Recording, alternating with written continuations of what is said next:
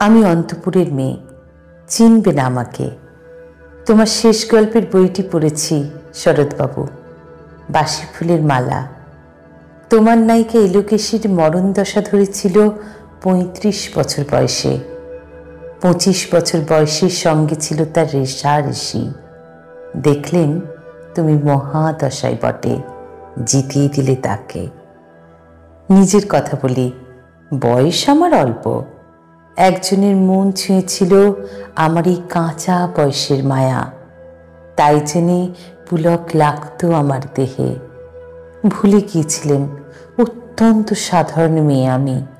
আমার মতো এমন আছে হাজার হাজার মেয়ে, অল্প বয়সের মন্ত্র তাদের যৌবনে।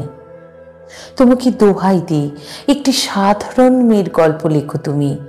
বড় দুঃখ তারও স্বভাবের গভীরে অসাধারণ যদি কিছু তলিয়ে থাকে কোথাও, কেমন করে প্রমাণ করবে সে? এমন কজন মেলে যারা তা ধরতে পারে? কাঁচা বয়সের জাদু লাগে ওদের চোখে, মন চায় না সত্যের খোঁজে। আমরা বিকিয়ে যাই মরিচিকার দামে। কথাটা কেন উঠল তা বলি। মনে করো তার নাম নরেশ। সে বলেছিল কেউ তার চোখে পড়েনি আমার মতো। এত বড় কথাটা বিশ্বাস করব যে সাহস হয় না, না করব যে এমন জোর কই। একদিন সে গেল বিলেতে। চিঠিপত্র পাই কখনো বা। মনে মনে ভাবি, রাম রাম, এত মেয়েও আছে সে দেশে, এত তাদের ঠেলাঠেলির ভিড়, আর তারা কি সবাই অসামান্য? এত বুদ্ধি, এত উজ্জ্বলতা, আর তারা সবাই কি আবিষ্কার করেছে এক নরেশ সেনকে, স্বদেশী যার পরিচয় চাপা ছিল দেশের মধ্যে। মিলে চিঠিতে লিখেছে, লিজির সঙ্গে গিয়েছিলাম সমুদ্রে নাইতে। বাঙালি কবির কবিতার কলাইন দিয়েছে তুলে, সেই যেখানে উর্বশী উঠেছে সমুদ্র থেকে। তারপরে বালির পরে বসল পাশাপাশি, সামনে দুলছে নীল সমুদ্রের ঢেউ, আকাশ ছড়ানো নির্মল সূর্যালোক।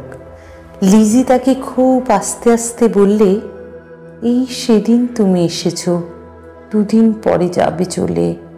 ঝিনুকের দুটি খোলা মাঝখানটুকু ভরা থাক একটি নিরেট অশ্রুবিন্দু দিয়ে, দুর্লভ মূল্যহীন। কথা বলবার কি অসামান্য ভঙ্গি। সেই সঙ্গে নরেশ লিখেছে, কথাগুলি যদি বানানো হয় দোষ কি, কিন্তু চমৎকার। হিরে বসানো সোনার ফুল কি সত্য? তবুও কি সত্য নয়?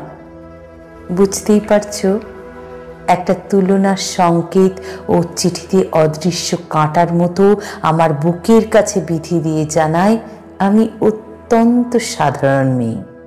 মূল্যবানকে পুরো মূল্য চুকিয়ে দিই এমন ধন নেই আমার হাতে। ওগো, না হয় তাই হলো, না হয় ঋণী রইলেন চিরজীবন। পাই পড়ি তোমার, একটা গল্প লেখো তুমি শরৎবাবু, নিতান্ত সাধারণ মেয়ের গল্প, যে দুর্ভাগিনীকে দূরের থেকে পাল্লা দিতে হয় অন্তত ৫-৭ জন অসামান্যার সঙ্গে, অর্থাৎ সপ্তরথিনীর মার। বুঝে নিয়েছি আমার কপাল ভেঙেছে, হার হয়েছে আমার, কিন্তু তুমি যার কথা লিখবে তাকে জিতিয়ে দিও আমার হয়ে। পড়তে পড়তে বুক যেন উঠে ফুলে, ফুলচন্দন পুরুক তোমার কলমের মুখে। তাকে নাম দিও মালতী, ওই নামটা আমার। ধরা পড়বার ভয় নেই, এমন অনেক মালতী আছে বাংলাদেশে। তারা সবাই সামান্য মেয়ে। তারা ফরাসি জার্মান জানে না, কাঁদতে জানে। কি করে জিতিয়ে দেবে? উচ্চ তোমার মন, তোমার লেখনী মহীয়সী।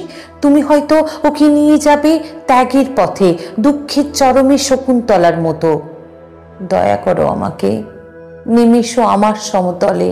বিছানায় শুয়ে শুয়ে রাত্রির অন্ধকারে দেবতার কাছে যে অসম্ভব বর মাগি, সে বর আমি পাবো না, কিন্তু পাই যেন তোমার নায়িকা।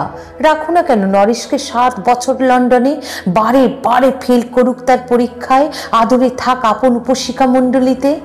ইতিমধ্যে মালতী পাশ করুক MA কলকাতা বিশ্ববিদ্যালয়ে, গণিতে হোক প্রথম তোমার কলমের এক আঁচড়ে। কিন্তু ওইখানেই যদি থামো, তোমার সাহিত্য সম্রাটের নামে পড়বে কলঙ্ক। আমার দশা যাই হোক, খাটো করো না তোমার কল্পনা। তুমি তো কৃপণ নও বিধাতার মতো।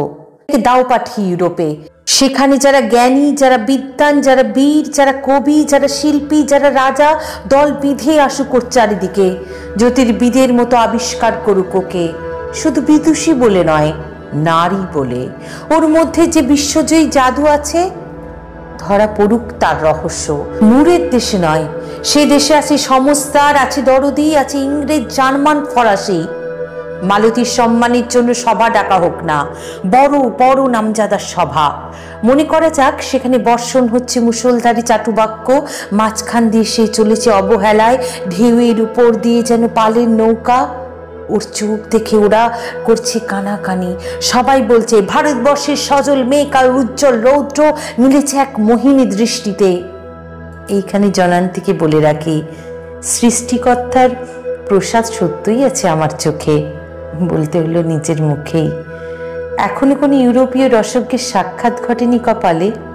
নরের শেষে দাঁড়াক সেই কোণে, আর তার সেই অসামান্য মেয়ের দল। আর তারপরে আমার নটে গাছটি মুড়লো, স্বপ্ন আমার ফুরলো। হায় রে সামান্য মেয়ে, হায় রে বিধাতার শক্তির অপব্যয়।